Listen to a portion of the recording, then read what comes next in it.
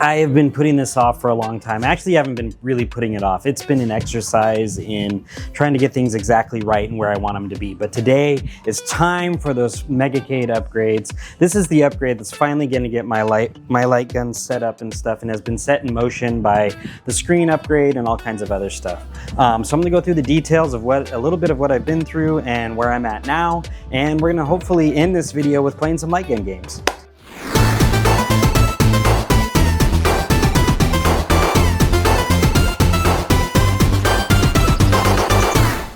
All right, so originally, as you saw, if you watched the screen upgrade video where I changed the screen of the Megacade to an OLED, go ahead and check that video out if you haven't. I plan to use my original Gun4IR LEDs for my Reapers. That didn't work out so well. And I have a few theories as to why. But my ultimate theory is that my Gun4IR LEDs are a little bit old, so I think they're dimmer than like what the new ones are.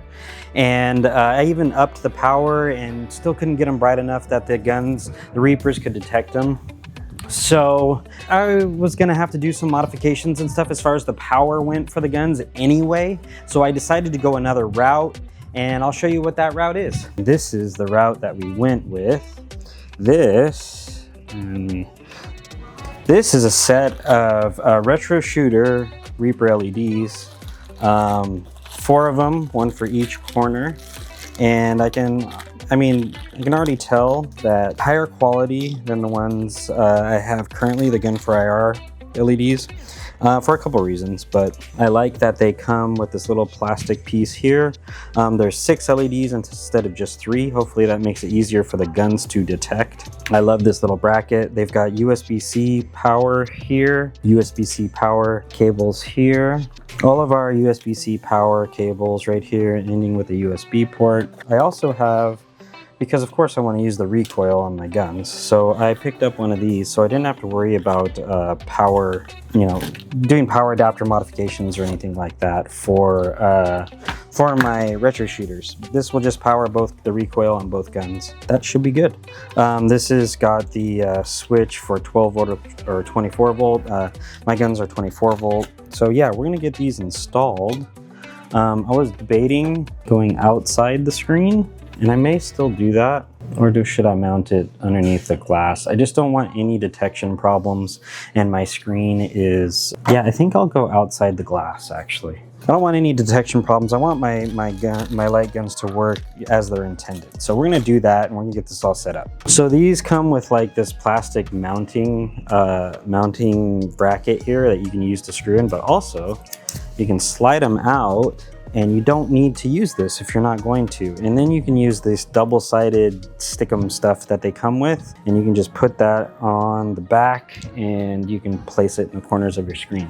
Now, from the outside, this might not look aesthetically pleasing, like having these sensors out here, but again, my screen's 48 inch now, it's not 50 inch, so these won't be covering any part of the screen real estate. And I actually don't mind how they look. They're IR, so you won't see them with your naked eye. Another thing that I really like about these is look at the port options on them. So you only need one of these, by the way. So you got a port here on both sides, but you also have a port here and a port here. So you have so many power options with these. I love these things already, and I haven't even connected them yet, but they're really versatile. So I say that now. Let's see if we can get them working. Another cool thing I just realized, because I was looking at the power cables and stuff that come with these LEDs, and I realized I have this like USB-A that splits off into 2 USB-C cables, and then I have a couple USB-C to USB-C cables in the box. And I'm like, oh, wait a minute, don't they all each need their individual power? They don't. You can daisy chain them, which is another reason why it's good that they have all these ports. So you have all these wires going everywhere. So I'm gonna daisy chain them together and get these all powered on. Man, this is just better. This is a better way. Even though I don't know, because I don't have the current set of LEDs from Gun4IR, I still don't think you can daisy chain them. And that may not be a big deal for Gun4IR users, but for these, I love that. Tonight, on a very special episode of Behind the Megacade, Anyway, we're installing the power for the RetroShooter IR sensors. So we gotta open up the Megacade in the back, and we gotta remove the Gun4IR sensors, which is super easy because they're just powered by one USB plug. Okay. These are the Gun4IR sensors that I have. These aren't the same as like the most recent iteration, but they're a bit wonky. I mean, they work for Gun4IR guns. They just don't work for retro shooters as far as I'm concerned. I know other people have had success and they probably have brighter LEDs. I don't know why mine are so dim, but mine also didn't really work behind the glass, which, you know, was another problem.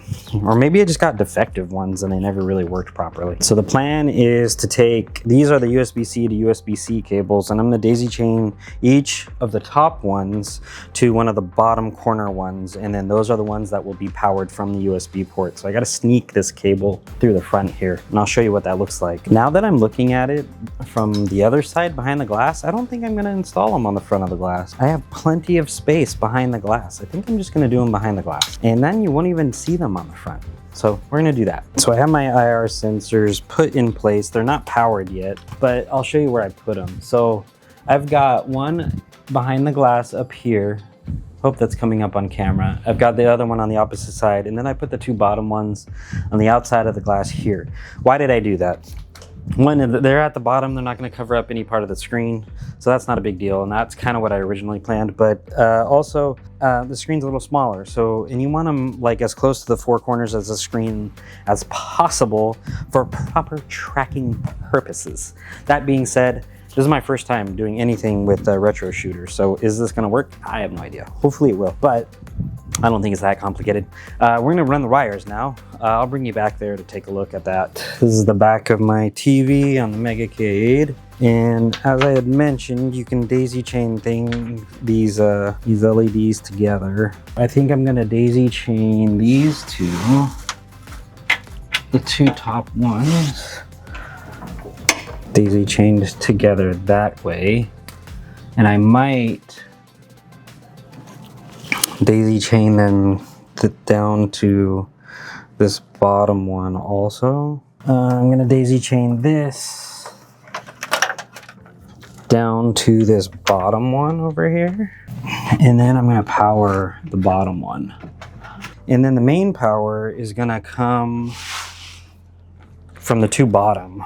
So one extra benefit of going this way is I get to reduce some of these dangly bits. This was kind of dangling off on the side like a weird USB dongle, and that was for the Gun4IR guns, the recoil on those. But because the new guns use that power adapter, I don't need to have this running through the Megacade anymore. And anytime I can reduce the wiring in here, it's a good thing, because there are many wires. And I get to unplug these two power adapters, which also power the recoil on the old Gun4IR guns. So I get to unplug these and pull these out, which reduces the wiring inside the Megacade, which is amazing. I just don't need it anymore. All right, we got that out. I gotta find, where's my power for the new IR? Here's my power for the new IR sensors is here. And I have a powered USB hub in here that I'm just going to plug them into. And then we will test them to make sure that we get power. Okay, just double checking the wiring in here, and we're all good, I think. So the next thing we're doing is this, which powers the guns for the recoil, as well as just their power.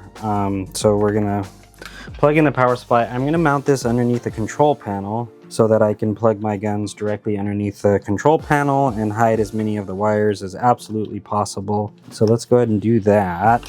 And this also has a USB port that I'm gonna plug directly into the PC, since I just freed up two ports. Something that's a little bit of uncharted territory is how does that little USB controller box work with Pacto. Sometimes Pacto has issues with USB devices when you're in gamepad mode. When you're in keyboard mode, it doesn't really matter. So hopefully that doesn't cause any problems. We are back around to the front of the Megacade, and eagle-eyed viewers may have already caught the mistake I made when I originally showed the positioning of the IR sensors. And that was that they were mounted to the glass, but they were mounted to the glass right above the control panel, which means I lost the ability to open up the control panel and work on it, which isn't good. So I have remounted them to the actual control panel that moves up and down. Again, will this work? Don't know until we actually test, but we're gonna get the guns plugged into everything and make sure that all works. I'll show you where I ran the wires. So I have there's a lot of wires in here too, but I have the controller box right here. It's just gonna sit in here, and I'm gonna run my cables for each gun into the control panel here, and they're gonna plug directly into that. This gives me plenty of cable. The cables that are attached to the retro shooters are fairly long, so I don't think this will be a problem. Let me just get it in here. Now, later on, I can hide this better. I can go underneath the control panel itself. I actually have an extra hole over there. Maybe I'll just do that right away so it looks cleaner. Yeah, I think I'll do that. Let's make this look clean, huh? Not jankified. What I did was I put a hole on the bottom of the control panel here that I can clean up right there. And that gives me plenty of cable space to be able to use my Gun4IR gun. So now we're going to power on the Megacade, and presumably all the IR LEDs should power on at the same time, but we're going to test that with a cell phone camera. So the Megacade is powering on. All of the IR LEDs are on. However, they are dim. And I don't know. Yeah, see, you can't even see them. I don't know if this camera, yeah, the camera can pick them up. So they're on, but they're really dim. In the Gun4IR software, I think you could enhance the detection of the gun through the software. RetroShooter, I don't know anything about their software yet. That being said, I'm gonna see if this works. I'm not sure it'll work yet, but power on the guns itself is working. It's a good recoil, I like that. We're still playing with this, but the gun tracking is actually working really well. I don't know if you're gonna be able to see it on camera, but basically I'm controlling the mouse and it's right on point. Again, I don't know if that's showing up in each corner. It's actually working pretty flawlessly. So even though the LEDs are dim, it works. So that part's cool. All right, guys, we have completed the RetroShooter install. I'm gonna take you over the final points of what I did for the tracking LEDs. And then I'm gonna demo a few games, and yeah, then we'll be done with this one. So I still haven't decided if this is the final placement for these bottom LEDs, but basically I have one here and one over there. They are on my control deck, so if I lift it up, they also lift up with it. The other ones are behind the glass at the top. As I had mentioned before, I was a little worried about how this would track, but it tracks perfectly well, and that's a testament to RetroShooter guns as well as the LEDs that they provide. The other thing that I did was I have both my gun cables coming out of the bottom here. I just have them draped down. They are coming directly out of the control panel. When not in use, I can just coil them up and put them on the side here in my holsters. I will show you guys the holsters, which were made by Mr. ArcadeAdam. Link to his Etsy store in the description below. So this is my Player 2 left side holster.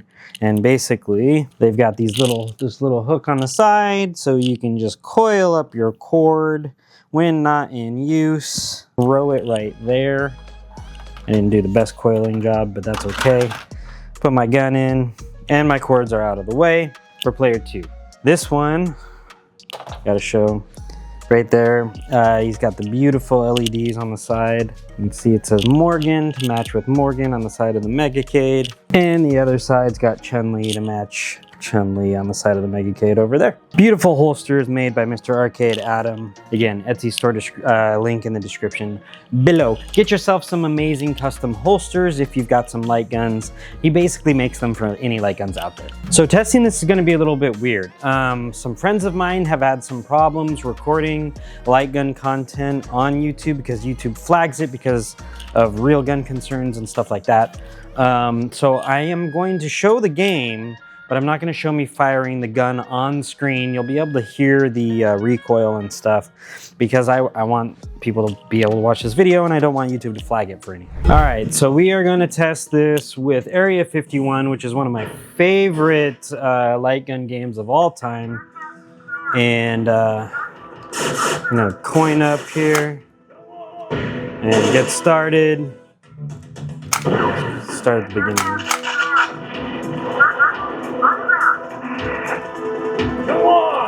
Come on!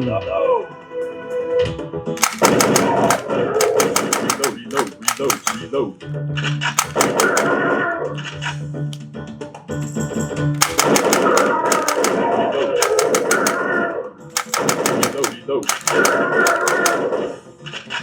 I don't know why I can't hit that thing, but there we go.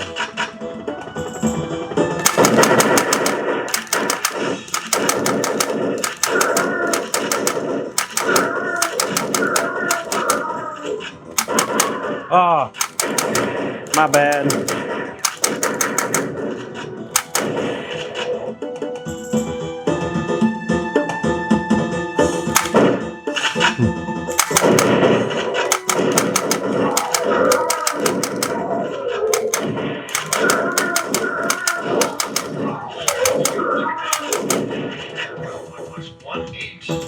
Check your target, people. I am not doing very well, but this game is so fun.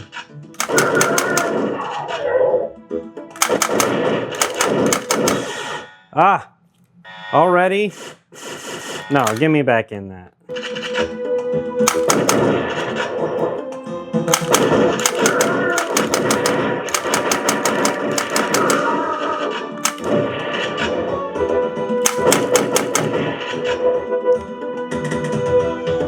Switch command.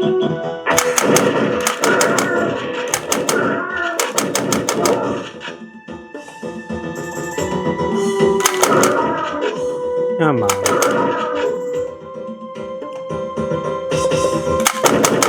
Ah.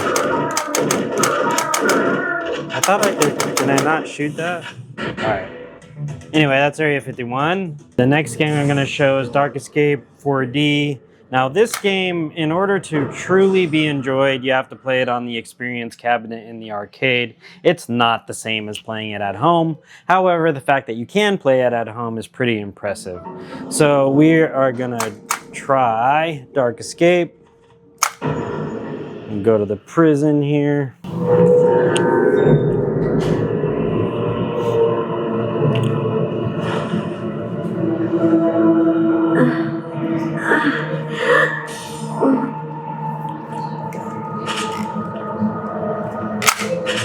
This is not happening.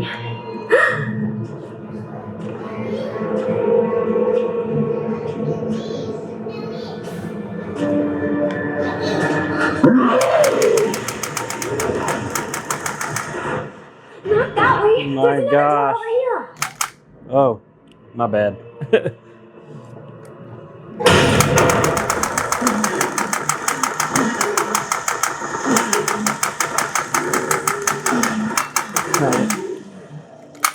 I changed my gun to full auto here so I can just hold it down. Some sort of prison.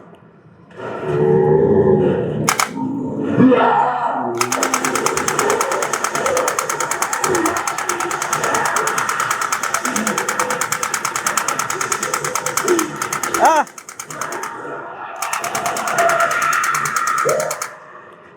And I can turn off the recoil altogether. So it's not so loud. Oh my gosh. This game is still good, even without the experience cabinet. I hope you guys enjoyed that light gun video. That was really, really fun to make, and I'm so happy with the new light guns, the Reapers. You can't get better than that. There's some configuration nuance and stuff like that with it, and thank you ArcadeAdam for helping me out. Thank you to Scantron 5K who also helped me out with that. Definitely use Scantron's video. I'll link Scantron's video down in the description below just because it's really, really helpful with getting those light guns set up if you choose to get them. I'll also put the Reaper link down below in case you're interested in getting some of these light guns for yourself. Thank you for joining me for this one. I'll see you on the next one. Till then, happy light gun gaming.